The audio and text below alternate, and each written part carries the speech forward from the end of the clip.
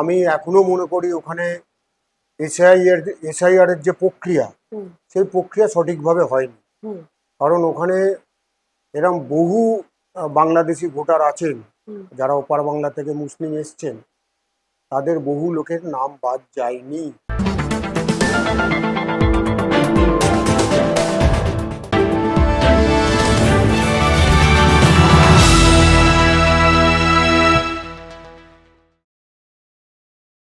একদিকে দুর্নীতির বিরুদ্ধে জিরো টলারেন্সের দাবি, অন্যদিকে ইডির তদন্তের নাম থাকা এক নেতাকে বিজেপি ঘনিষ্ঠ শিবিরে জায়গা দেওয়া।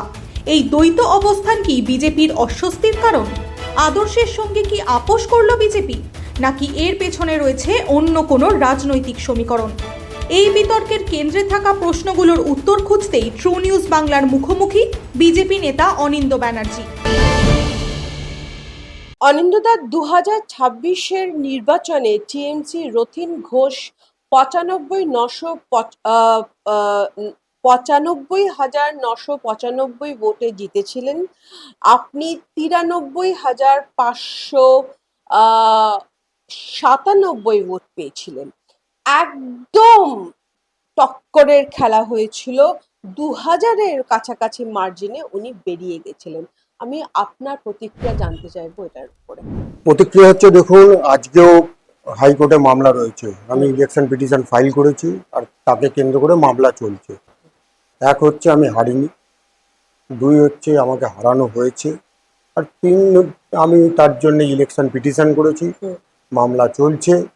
আর তাই মধ্যমগ্রামের মানুষ জানে, আমি নিজে জানি যে আমি নির্বাচনে হারিনি, আমি নির্বাচনে জয়লাভ করেছি। এবার মহামান্য আদালত যে সিদ্ধান্ত নেবেন, যে নির্ণয় নেবেন, সেটা আমি মাথা পেতে নেব। অনিন্দদা, তার মানে আপনি রিকাউন্টিং এর দাবি করছেন এবং বা ইলেকশন মনে পিটিশন, করছেন কাউন্টিং ম্যানিপুলেটেড করা হয়েছে? এটা ইলেকশন পিটিশন।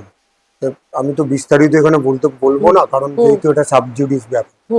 তাই জন্য আমি চেয়েছি যে যা কিছু ম্যানিপুলেট করা হয়েছে, এবং এটা শুধু ভোটের দিন হয়েছে বা কাউন্টিং হয়েছে এরকম নয়, এটা নির্বাচন শুরু হওয়ার আগের থেকেই হয়েছে। এসআইআর প্রক্রিয়া শুরু হওয়ার সময় থেকে হয়েছে। রথীন ঘোষ আপনার নামে একজন ইন্ডিপেন্ডেন্ট ক্যান্ডিডেটকে দাঁড় করিয়েছিলেন, সেটা কি আপনার ভোটিং পার্সেন্টেজের ওপরে কোনো প্রভাব পড়েছে? হ্যাঁ, খুব সামান্য ভোট পেয়েছেন। এরা দেখুন, তৃণমূলের এই নেতারা বা লোকেরা যারা নির্বাচনে দাঁড়ায়, তারা সমস্ত রকমের ছল চাতুরি তারা করে।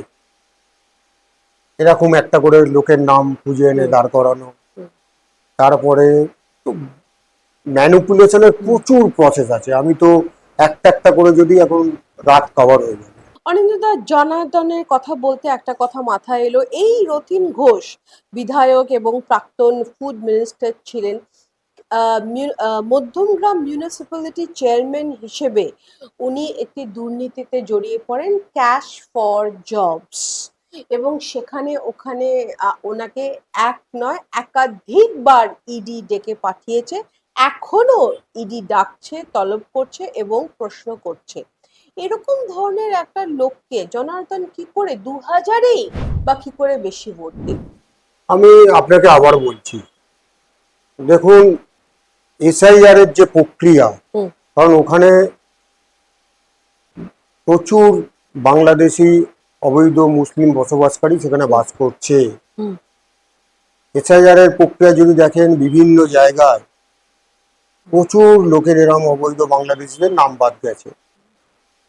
আর ম্যাক্সিমাম ভোটিং পার্টটা যদি আপনি মধ্যমগ্রামের খেয়াল করেন, এক তো মধ্যমগ্রামের যে ডেমোগ্রাফি ডিলিমিটেশন করার পর যেইভাবে ওই বিধানসভাটাকে রাখা হয়েছে, ওরম করে বিধানসভা সাজানো যায়, আপনারা দেখলে অবাক হয়ে যাবেন।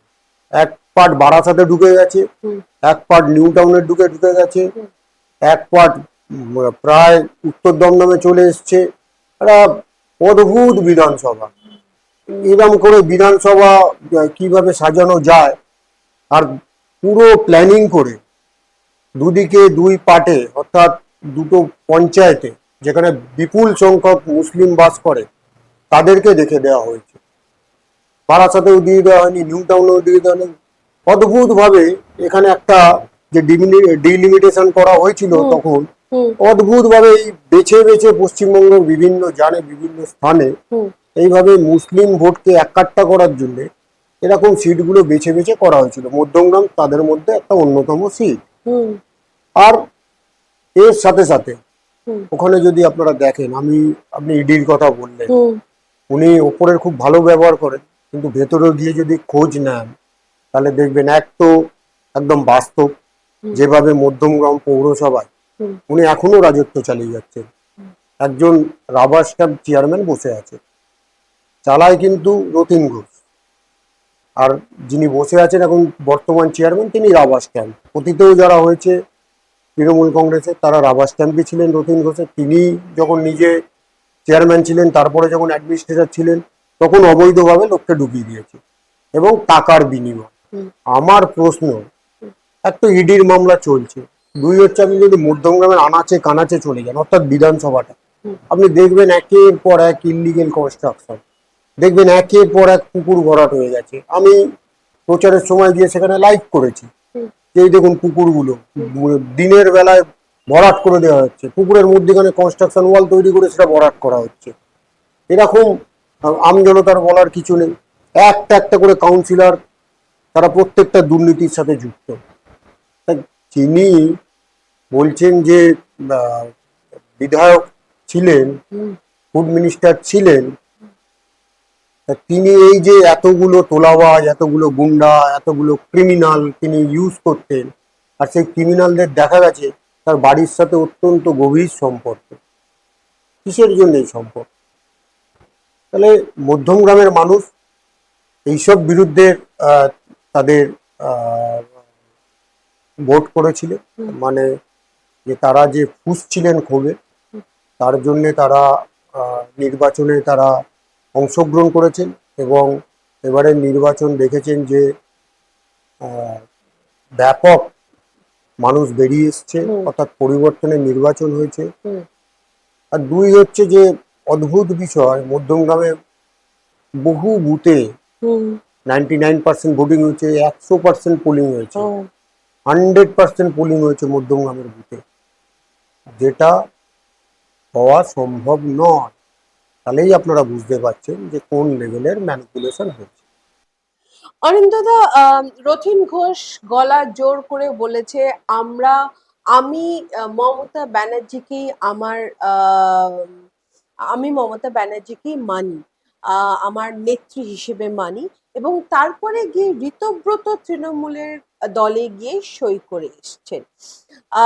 সেম হয়েছে সন্দীপন সাহার সাথে, যার বাবা 4 বারের বিধায়ক।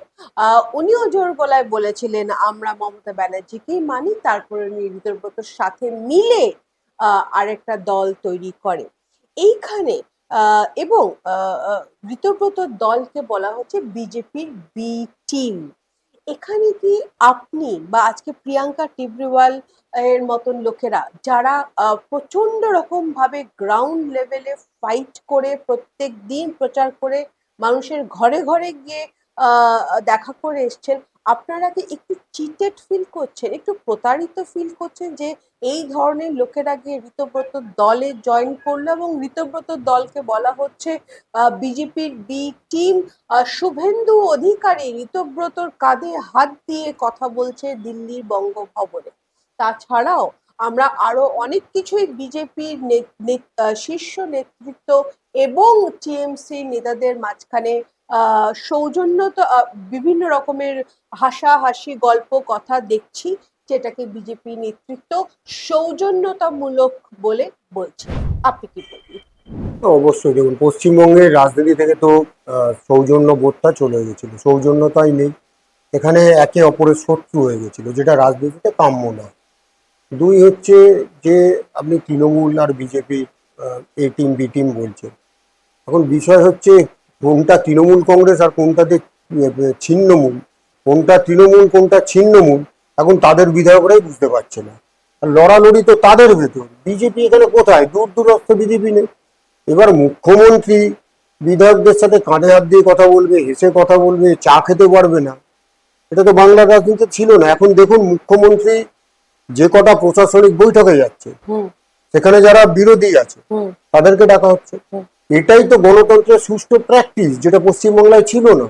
অরিন্দদা, রথীন ঘোষ যে মুহূর্তে ঋতব্রত গোষ্ঠীর সাথে সাইন করা হলো, তারপর থেকে দেখা যাচ্ছে ইডির তলব পড়ছে না।